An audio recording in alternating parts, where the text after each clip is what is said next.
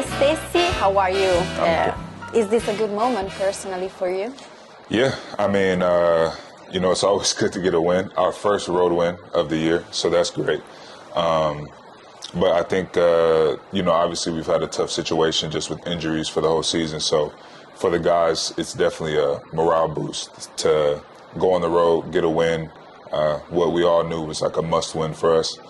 So, yeah, I think, everybody's feeling good right now. How did you fit in Cento? What's the first things that stood out to you about this city? The first thing that stood out to me about Cento was it's very quaint. So like it's small, it's quiet, it's very homey. And I've always loved that. I think I grew up in like big cities. So it's always good to kind of get a small town vibe. And then the second thing I noticed was just the atmosphere in terms of the fans, the culture for Cento basketball. It's really, really great. So it's been a blessing. We know, Stacy, also from the publication on Instagram that you post that you are the chef. Okay. Can you explain your passion for the kitchen? My passion for the kitchen started, I want to say, right my rookie year. Okay. So I was playing in Ukraine, and I actually went vegetarian for that whole season. Yeah, wow. I was vegetarian for the whole season. And there wasn't really a lot of vegetarian food. So the best thing that I could do was cook. So I had to look up some recipes, and then I just kind of started going from there. I really enjoy it. It's kind of therapeutic for me. I spend a lot of time alone, so being able to just kind of put my headphones in, start chopping, dicing, and making some food is really nice. And then it's always good when you make a good meal too. So, are you able to cook some Italian dish? Yes, I feel like I make a good risotto. And risotto with? Parmigiano. Parmesan, okay. So I think I make a good risotto. I have not attempted to make lasagna yet, but I think that will be my next... Your next goal? My next goal, my next meal will definitely be lasagna. Nice. Mm-hmm. So, talking about basketball, how is your relationship with ball outside the court? Do you see NBA, EuroLeague? Oh, yeah. I don't get a chance to watch much EuroLeague in terms of live, but I pay attention to some of the scores. A lot of the guys in the locker room, obviously, we'll talk about it. And then just based on my relationships back home, like I have friends and stuff that watch the NBA, so I'm tapped in with that. They will, send some stuff to our group chats, or I'll check the scores or watch some highlights. So yeah, I'm pretty tapped in, and just in terms of basketball, I really do like to. I study like a lot of different players' games, So I think this season I've been watching a lot of Shai Gilgeous. I feel like he's the front runner for the MVP in the NBA. In past seasons, I watched, some Marcus Morris, some Paul Millsap. I even used to watch Josh Howard highlights. Okay. And he played for the Dallas Mavericks, I think maybe like 2008, 2010. But yeah, just like to really see how guys games that I like, I respect, like to see how they operate, and take that into my training, just my thought process when I'm out there on the court. So I do watch a fair bit of basketball when I'm not playing. Talking about your past, Stacy, talk us about Pepperdine. Is this place as great as they say? Yes, it is amazing. I do want to send my condolences to all those affected by the California fires that are happening right now. I do know a couple of people that were personally affected. So if you are watching this video, please feel free, if you are able, to donate to any causes that help alleviate some of the pressure for the beautiful people of, Altadena, Palisades, and even the Malibu community. But besides that, Pepperdine was great. We were 5 minutes from the beach. Yes. 5 minutes from the beach. It's right on the coast. It's amazing. Met my best friend there, met all my best friends there. It was just a really great time. The education was second to none.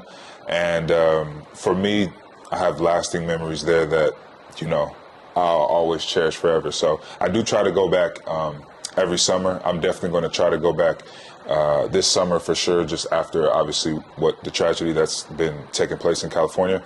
But yeah, my experience there was great. Nice. So I just want to ask how basketball entered in your life, and if there is, who was the key person in your career? Yeah, so If you have one. Yeah, no, for sure. My dad actually was the key person for me with basketball. I actually was originally, my first love was football. Loved football, American football, not soccer. Okay. Well, football for y'all. And so my favorite football players were, gosh, I'm blanking.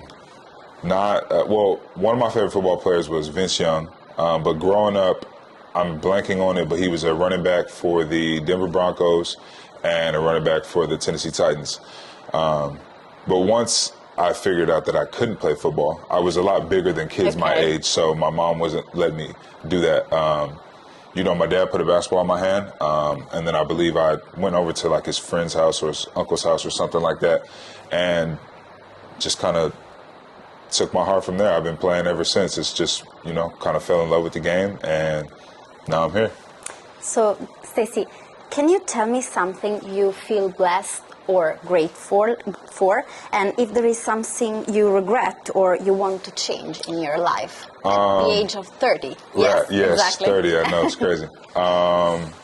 You know, I go through life, I don't really have too many regrets. I don't have any, honestly. I think that, you know, when you're going through life, you're operating from and making the best decisions that you think you can make at that time. Hindsight is 20/20. You can always look back on something after the fact and say, "Oh, I wish I would have done this." But no, I don't have any regrets. But I'm just extremely grateful to continue to play the game of basketball. This is my 9th year, and so I've spent double the amount of years playing professionally as I did in college, and just to think that that amount of time has passed where I've been, you know, blessed, I've been fortunate enough to continue to, you know, wake up and get to play a game that I've been playing since I was like 7 years old. I think that's what I'm most grateful for, is just the opportunity every single day.